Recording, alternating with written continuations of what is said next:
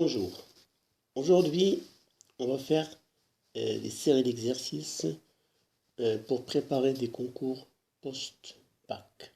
Alors, on commence par la première série et prochainement, on fera d'autres. Alors, question 1. Vous avez 4 propositions.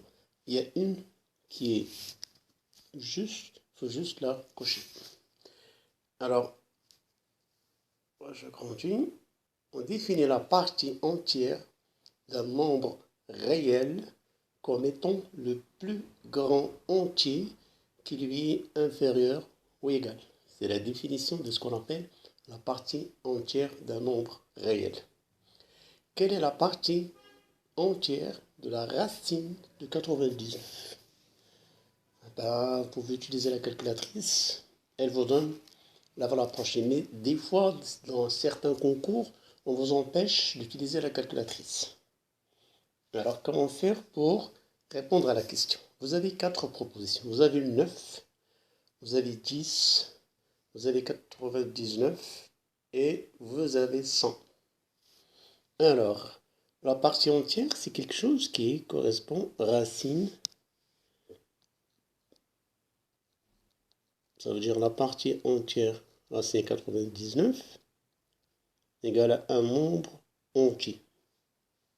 Pas égal, normalement, elle est supérieure ou égale à un nombre entier qui appartient à n. Alors, remarquez bien que la racine, d'abord on va cocher, ça c'est faux, ça c'est faux. Les deux, il faut le rejeter. Parce que racine 99, et lui, elle est inférieure strictement à 99.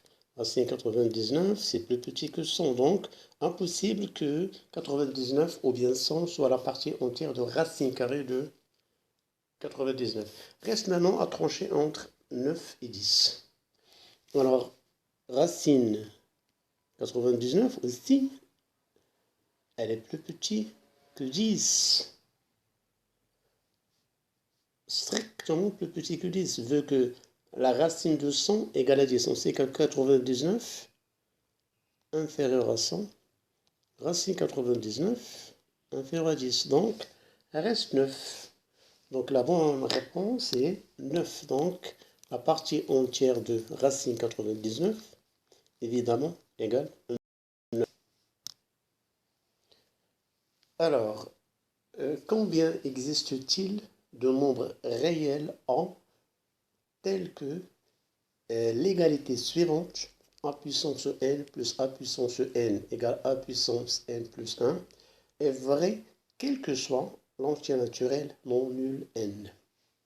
Alors remarquez bien d'abord que pour des petites valeurs, à savoir par exemple 0, pour a égale à 0, j'aurai 0 puissance n, 0 puissance n, 0 puissance n plus 1. 0 puissance n, c'est 0.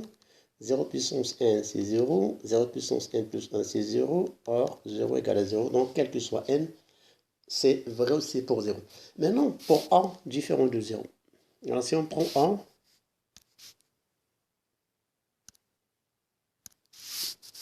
pour a, on va voir est-ce que ça existe d'autres réels qui vérifient cette égalité. A puissance n plus a puissance n égale à a puissance n plus 1. Alors regardez bien, a puissance n de a puissance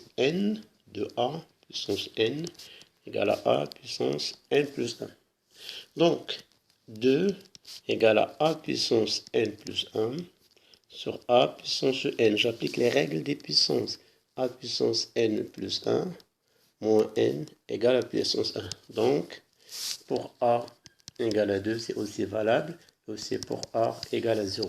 Donc, il y a deux réels qui vérifient cette égalité. Donc, exactement 2. Il faut cocher cette réponse. Combien existe-t-il d'entiers réels tels que leur produit avec leur prédécesseur et leur produit et leur successeur égale au triple de son nombre. On va traduire ça mathématiquement. Combien existe-t-il? Alors la question, combien existe-t-il d'entiers relatifs? Alors, je pose un n appartenant à z. Alors, le prédécesseur, c'est n-1 fois n. Le successeur, c'est n plus 1. Et ceci doit être égal au triple de n. Ça fait 3 fois. Bon, on va essayer de résoudre cette équation. Alors, je ramène le n ici. N facteur de n moins 1, n plus 1, moins 3n égale 0. Je factorise par n. Alors, n moins 1, n plus 1. Donc, n facteur, là, je développe, c'est n au carré, identité remarquable, moins 3 égale 0, n au carré, moins 4 égale 0, donc ça produit le facteur. Là aussi, c'est une identité remarquable, j'aurai n moins 2, n plus 2 égale 0, ceci équivaut n égale à 0 ou n égale à 2 ou n égale à moins 2. Donc, on a 3 possibilités. Alors, ici, on coche la réponse est D.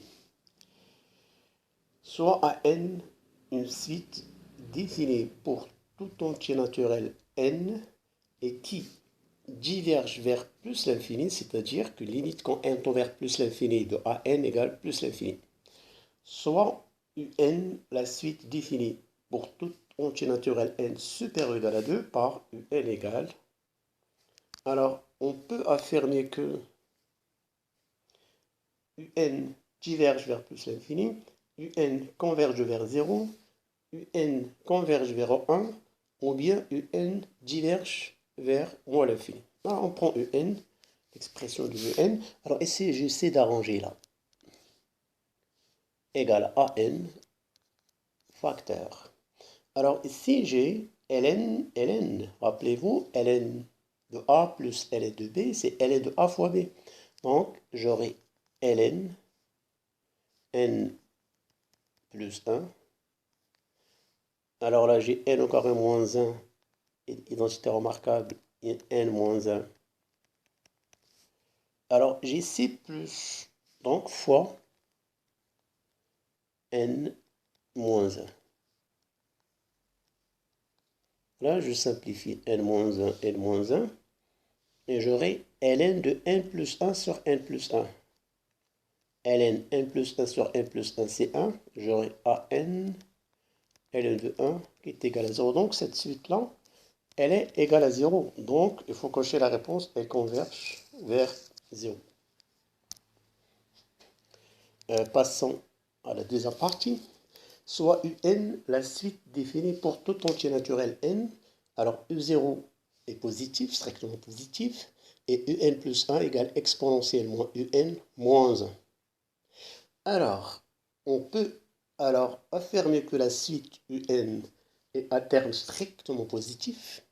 Bon, on ne sait rien pour l'instant. J'ai E0, il est positif.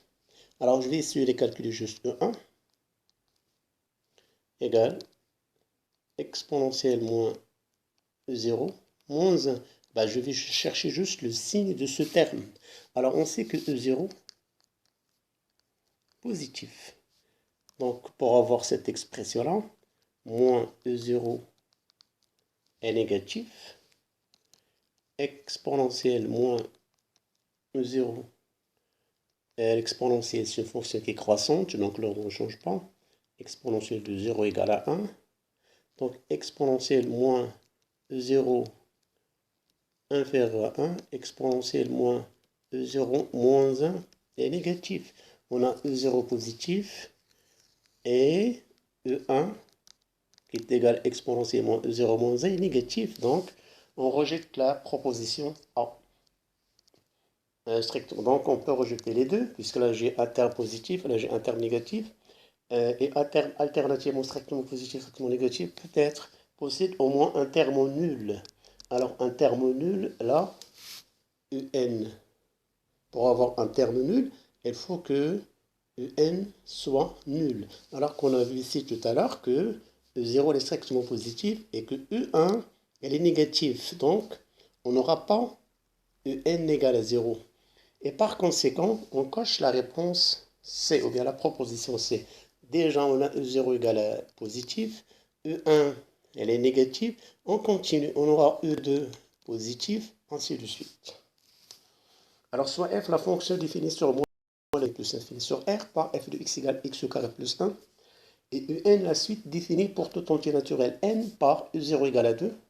Et Un plus 1 égale à f de Un. On peut alors affirmer que les termes de la suite Un ne sont pas tous entiers. Alors E0 égale à 2, si je calcule l'image de 2, ça fait 5. Je calcule l'image de 5, ça fait 5 au carré 25 plus 1, ça fait 26. L'image de 26, 26 au carré. Donc, au contraire, les termes sont tous entiers. Donc, cette proposition, elle est fausse. Sont tous des entiers pairs. Alors, tout à l'heure, j'ai E0 égale à 2. Quand je calcule E1, j'aurai 5. Donc, c'est à rejeter. Sont tous des entiers impairs. Bah, c'est déjà, comme ils ne sont pas tous des entiers. Alors là, j'ai pair, impair, donc je rejette aussi la troisième proposition. Et donc, il reste celle-là à vérifier. Sont tous des entiers alternativement pair, impair. E0 égale à 2. E1 égale à 5. E2 égale à 26. Donc voilà, alternativement pair, impair. Voilà, je me contente de cette partie et j'espère que vous avez bien compris. Et prochainement, on fera d'autres séries d'exercices qui vous préparent pour